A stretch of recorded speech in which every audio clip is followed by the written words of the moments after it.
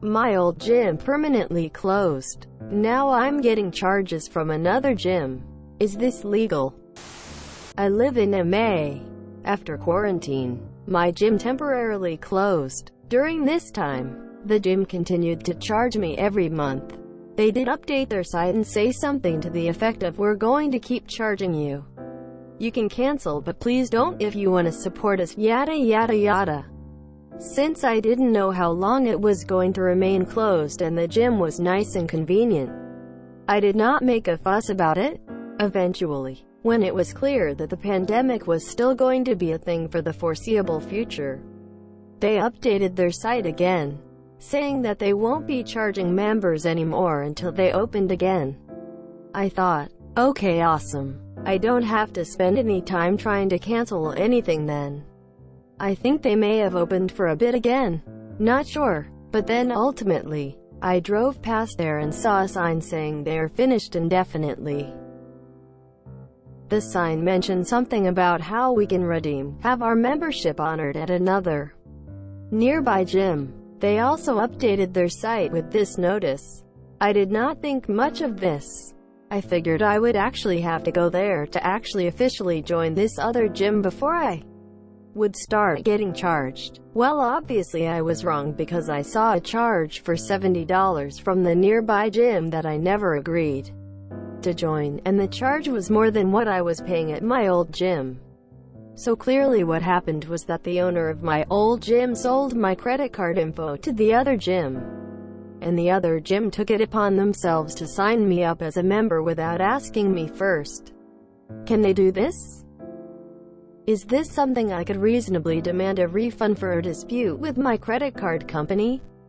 TBH. There aren't a ton of good, close and convenient gyms around here, so I would actually consider joining this other gym. But I do want to understand whether or not this is allowed, so that when I talk to them and they inevitably say that they're within their rights to do this, then I can be informed in terms of whether or not they are saying.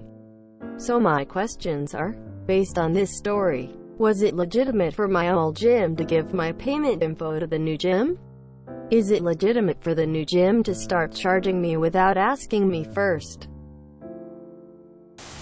Did you sign a contract at the gym that closed, or was it just a month-to-month membership? If you did sign a contract that was billing monthly for a set number of months and it was sold to the current gym, then you could be charged. It, however, shouldn't be more than you were paying at the gym that closed. You should contact them and see what is going on. It sounds like your contract was assigned to the other gym. Your gym that closed may have sold their member contracts to the other gym to try and recover some of their losses. Do you have a copy of your gym membership contract? It may have assignment language in it. Even if it does not, many states generally permit assignment where the contract is silent, says nothing on point. If this is what happened, your contract would be on the same terms as before, so they couldn't up your payment amount unless there is language in there for charging you more. It could also be that they charged you for back payments that were waived by your old gym. I don't know how those would be treated. Anyway, to recap, start by looking at your gym contract. Then get an explanation of the charges from the new gym. Based on those two, you should be able to get the monthly payment corrected. If they've charged you for back payments, I don't know what to do with those. Increasing the charge and having a different location aren't things that would be allowed purely as part of a contract assignment, so they would have to refund your money. Unless your contract specifically stated that the gym could change locations and increase the rate, you could easily dispute this with your credit card and get the money back. What exactly did the notice state? Did the notice state you would be charged by the new gym at a higher rate? NAL, but I am a banker. My advice would be to ask the new gym to cancel the membership and refund the charge to your card. They should be able to do that. If not, dispute the charge with your credit card company. They'll go after the gym for you. Problem should be resolved at that point. If not, then go to a lawyer. The MAG has some useful information on this topic. Information about health club memberships while closed due to the COVID-19 epidemic. Many health clubs and gyms are offering to freeze membership and/or charge reduced fee to maintain your membership. Some clubs are offering online classes to members while their physical locations are closed. Please contact your individual health club to learn if any of these options are available to you. Massachusetts law gives you the right to cancel any contract you may have with a health club if the club substantially changes the operation of the health club or location. If your health club or gym has closed because of the COVID-19 epidemic, it is the view of the Attorney General's office that this is a substantial change to the operation of the club, and you are entitled to cancel your contract, if you wish to do so.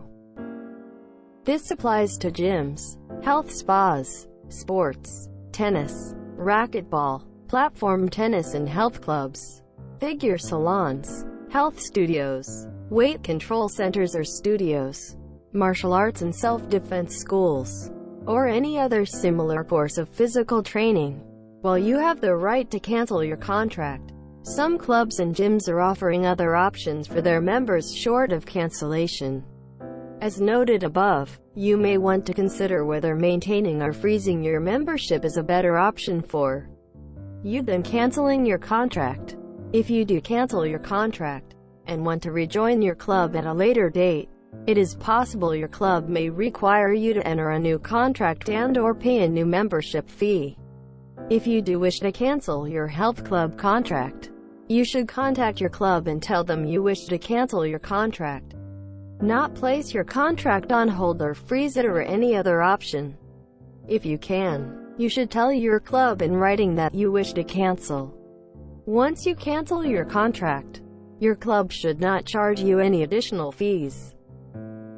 If you have prepaid any part of the contract, you are entitled to a pro rata refund for the remaining period on your contract within 15 business days. https www.mass.gov/guides/resources-during-covid-19 -- You should call or go in person and ask for a refund. Bring the contract just in case. Check your gym membership contract. Sounds super sketch? You should have been given the option to opt into the new gym before they started charging you. Contact the new gym and ask what is going on. Might want to contact your bank too if it is a CC. 1. Go over billing statements and find out when first gym stopped charging you and second gym did.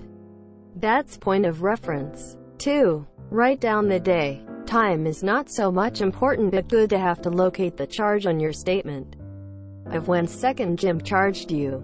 That's your unauthorized charge. 3. Make sure you have all information.